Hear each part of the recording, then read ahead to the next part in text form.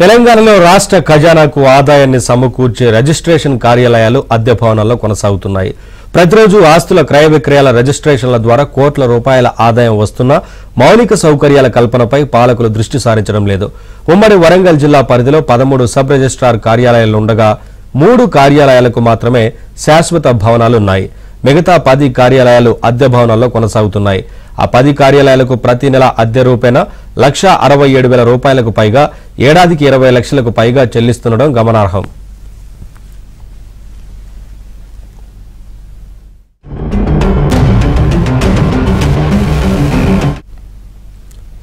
ఇదిలా ఉంటే అద్దె భవనాలకు చెల్లించే అద్దెతో ఏటా ఒక శాశ్వత భవనం నిర్మించే అవకాశం ఉన్నప్పటికీ పాలకులు మాత్రం కార్యాలయాలను అద్దె భవనాల్లోనే కొనసాగిస్తున్నారు. ఈ కార్యాలయాల్లో కనీస సౌకర్యాల కల్పన సైతం లేకపోవడం విస్మయం కలిగిస్తోంది.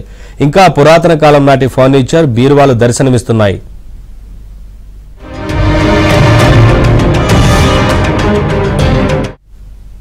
కనీసం గత పాలకులు రిజిస్ట్రేషన్ కార్యాలయాలకు శాశ్వత భవనాలు నిర్మించే ఆలోచన చేయలేదు. లక్షల రూపాయల అద్దె చెల్లిస్తున్నప్పటికీ పట్టించుకున్న పాపాన పోలేదు. కోట్లు వెచ్చించి సమీకృత కలెక్టరేట్లు నిర్మించిన గత పాలకులు రిజిస్ట్రేషన్ కార్యాలయాలకు చోటు ఇవ్వలేదు. తెలంగాణ ఆవిర్భవించాక వరంగల్ జిల్లా రిజిస్ట్రేషన్ కార్యాలయానికి నగరంలోని హంటర్ రోడ్డు ప్రాంతంలో స్థలం కేటాయించి శిలాఫలకం వేసినప్పటికీ కార్యరూపం దాల్చలేదు.